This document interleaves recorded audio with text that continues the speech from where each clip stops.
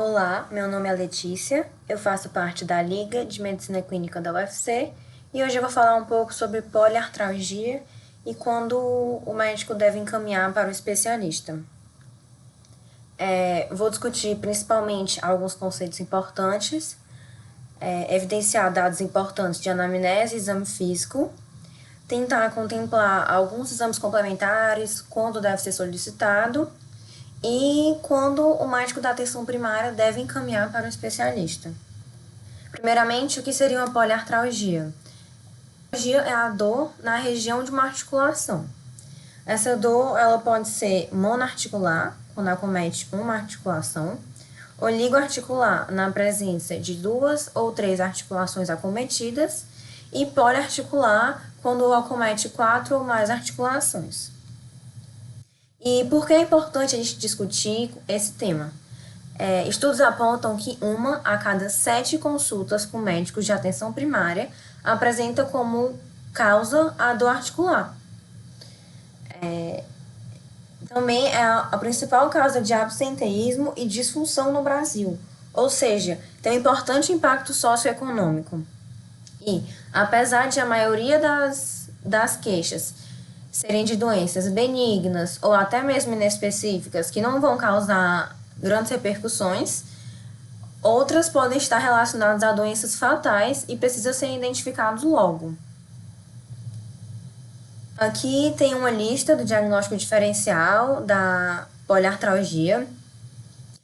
Vocês podem notar que tem doenças de vários tipos, desde infecções a neoplasias.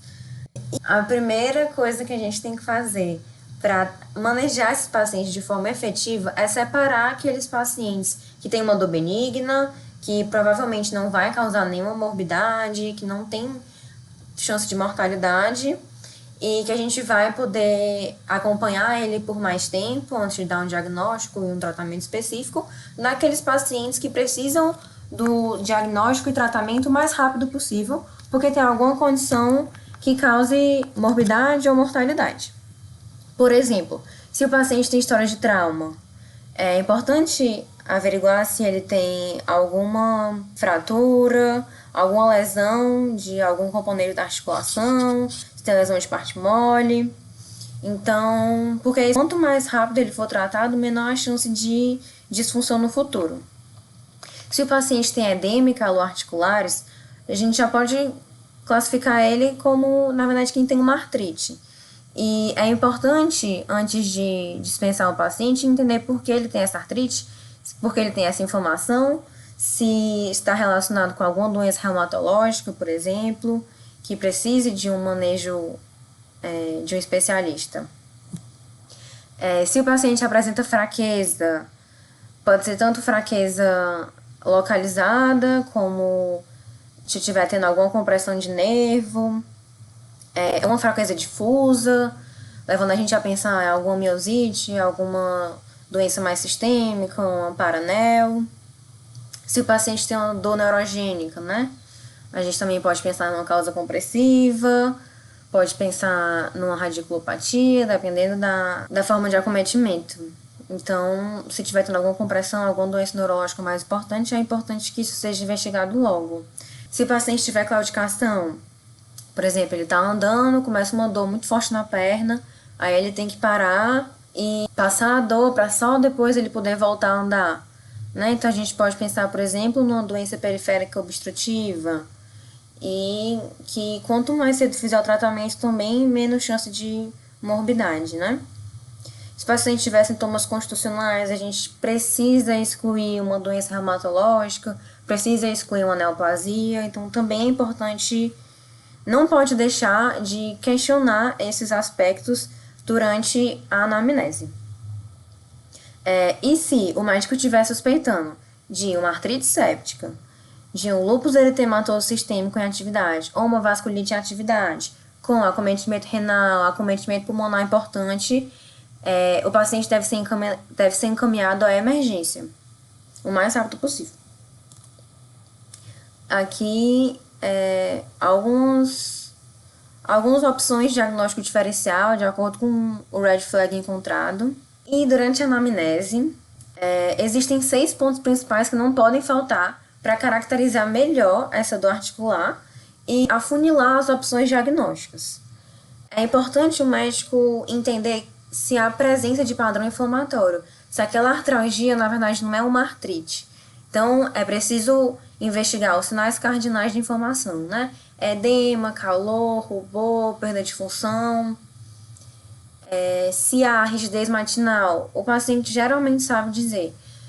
Muitos pacientes acordam com uma dificuldade de se movimentar durante a manhã, acordam mais rígidos. Mas quando não é uma causa inflamatória, passa logo com alguns minutos, né? No máximo meia hora. Quando há presença de artrite, o paciente pode ficar mais de uma hora, pode ficar tempos com essa rigidez. E ele geralmente sabe identificar. Em relação à amplitude de movimento, quando é uma causa inflamatória da articulação, geralmente há redução da amplitude de movimento, tanto com movimentos passivos quanto ativos. Enquanto em doenças das partes moles, geralmente não há restrição de movimento com mobilização passiva, só com ativa. É importante caracterizar a duração dos sintomas, se ele é agudo, menor que 6 semanas, ou crônico, quando já passa de 6 semanas. É importante lembrar que dores que ainda não completaram 6 semanas, não necessariamente são agudas, elas podem ser potencialmente crônicas. Então, acometimentos crônicos excluem doenças agudas, mas acometimentos agudos não necessariamente excluem doenças crônicas. Então, você não pode, por exemplo, descartar uma artrite reumatológica na presença de um sintoma de uma dor que ainda não tem 6 semanas, né? Também é importante o médico caracterizar e deixar registrado quais articulações estão acometidas, se há simetria entre elas e se tem algum padrão de acometimento típico de alguma doença. Por exemplo, na artrite psoriásica, que é essa foto de baixo, tem acometimento principalmente de interfalangianas proximais e distais, enquanto na artrite reumatoide, que é a foto de cima, tem mais acometimento de interfalangianas proximais e metacarpofalangianas, sendo o acometimento de interfalangianas distais quase exclui o diagnóstico de artrite reumatoide. É importante também investigar a presença de manifestações extraarticulares, pois são muito importantes para afunilar as hipóteses diagnósticas. Geralmente tem muita relação com alterações de pele, por exemplo, um rash, maládia, um lúpus, uma lesão de psoríase, da artrite psoriásica, acometimentos cardiovasculares, como na esclerodermia, alterações linfáticas, geniturinárias, como disúria, por exemplo, é importante para você caracterizar uma artrite ativa. E doenças e acometimentos gastrointestinais, como na doença de Crohn, uma doença inflamatória intestinal. O curso dos sintomas também é importante. Caracterizar se ele é intermitente ou migratória. Uma artrite intermitente, ela é como a gota. Ela dá a dor articular, geralmente aguda, ela se resolve e 2 a 3 meses depois aparece em outro canto. Essa artrite ela é intermitente. Quando ela é migratória, é no caso de uma febre reumática, por exemplo, em que o paciente tem uma dor na articulação, que tem uma resolução rápida, e logo em seguida já acomete outra articulação. Resolveu rápido, acomete outra. Então essa é uma artralgia migratória. Em relação à epidemiologia, também é importante pontuar principalmente o sexo, pois tem algumas doenças que acometem mais mulheres, como as doenças autoimunes no geral. Em relação com idade também, por exemplo, uma doença em relação com autoimunidade também acomete mais mulheres jovens, quanto uma osteoartrite, a gente vai pensar mais em pessoas um pouco mais velhas. A raça também é importante, Há relatos de que a maior prevalência de esclerodermia difusa na raça negra, por exemplo. E a presença de história familiar também é importante para caracterizar o padrão de hereditariedade das doenças. Aqui é um fluxograma do Harrison, que é importante para a gente ver como ele consegue afunilar as hipóteses diagnósticas só com a anamnese. Por exemplo, se a dor é realmente articular, se tem mais ou menos do que 6 semanas, quantas e quais são as articulações envolvidas. Só com isso a gente pode afunilar as hipóteses diagnósticas, e isso é importante para a gente fazer, inclusive, a solicitação dos exames, porque não existe teste laboratorial patognomônico. Todos os exames complementares devem ser solicitados de acordo com a hipótese diagnóstica. Isso em todos os casos, né? Mas principalmente na poliartralgia, como tem muito a suspeita de doenças reumatológicas, a solicitação de anticorpos e tal, muitos desses exames, eles são muito sensíveis, mas geralmente são pouco específicos. Inclusive, pessoas que não têm acometimento nenhum podem positivar algum exame.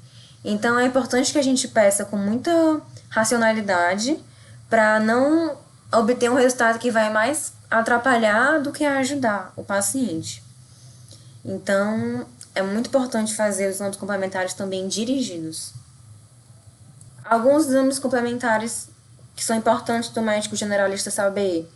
Por exemplo, a punção e a análise de líquido sinovial.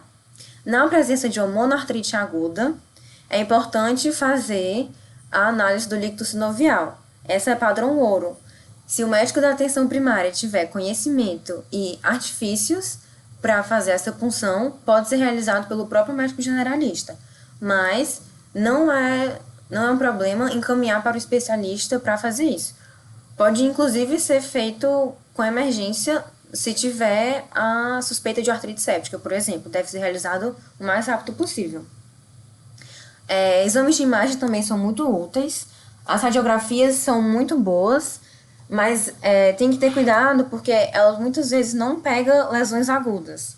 Ela é melhor para detectar lesões crônicas. A ressonância pode detectar mais lesões agudas e pode ser utilizada, por exemplo, na artrite reumatoide. E quando o médico deve referenciar um paciente com artralgia, com artrite? Por exemplo, se precisar fazer a punção e análise do líquido sinovial, como eu expliquei, o médico não tem familiaridade ou não tem a disponibilidade do exame, ele deve referenciar de maneira emergencial. Paciente com poliartrite crônica, sem etiologia confirmada, ou então, se tiver confirmado uma doença reumatológica, que tem um manejo mais difícil, também pode ser encaminhado o paciente. Agora eu vou falar um pouco sobre algumas doenças mais específicas e as suas indicações de referenciação. Se o paciente tiver diagnóstico confirmado de alguma doença reumatológica, como lúpus, esclerodermia, dermatomiosite, polimiosite, síndrome de Sjögren, artrite reumatoide, que são doenças que têm um manejo difícil, que dão muitas complicações e que são potencialmente fatais, é importante o médico generalista referenciar para um reumatologista. Se tiver, ou às vezes nem precisa de diagnóstico confirmado, mas se tiver alguma suspeita dessas condições, né?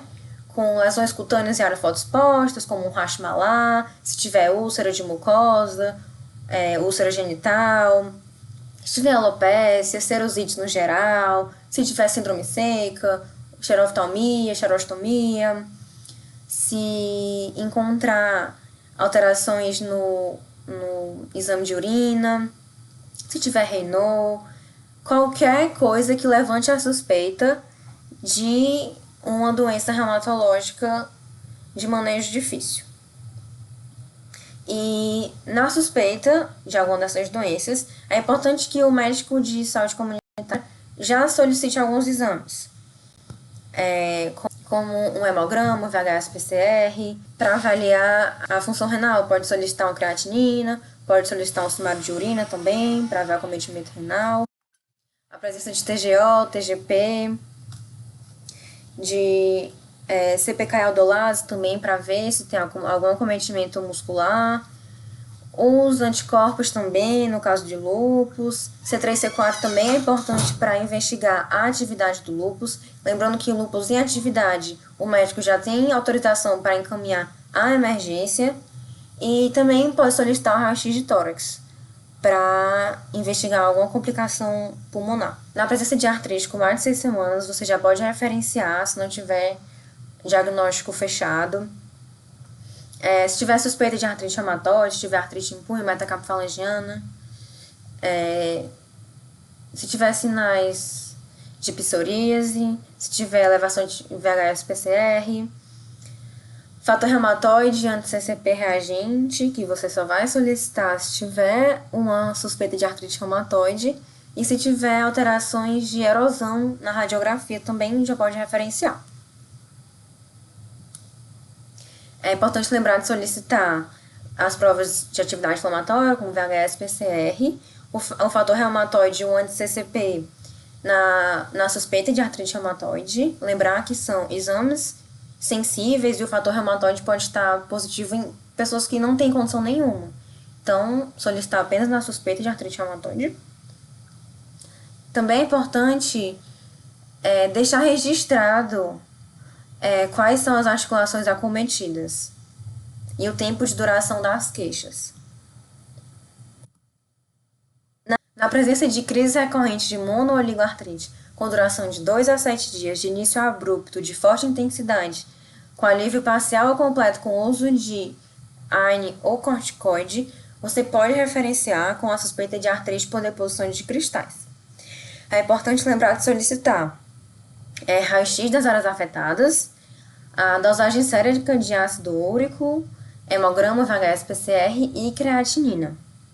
Também é importante deixar registrado a presença ou não de tofos, o tempo e a duração das queixas articulares, a história ou não de litíase e se já teve algum tratamento prévio. Eu queria só deixar aqui registrado quais são os erros mais frequentemente acometidos pelos médicos da atenção primária no manejo de uma poliartralgia. O mais acometido é esse de solicitar exames como rastreamento, quando a gente sabe que são exames sensíveis e muitas vezes pouco específicos. Então, não pode usar como rastreamento, você vai solicitar apenas na suspeita de uma dessas doenças. Não considerar os sinais de alerta, os red flags, porque é muito importante o manejo adequado de certas doenças o mais rápido possível. Também é comum não considerar as hipóteses de artrite séptica e doenças reumáticas em fase inicial em indivíduos com monoartrite aguda. Então, é importante dar ênfase a essas doenças, no caso de monoartrite. E muitas vezes também não investigam manifestações sistêmicas extra-articulares, o que pode ajudar a fazer o diagnóstico mais rápido. E é isso, essas foram as minhas referências bibliográficas. Muito obrigada, espero que tenham gostado. Qualquer dúvida, pode entrar em contato pelo e-mail da Liga.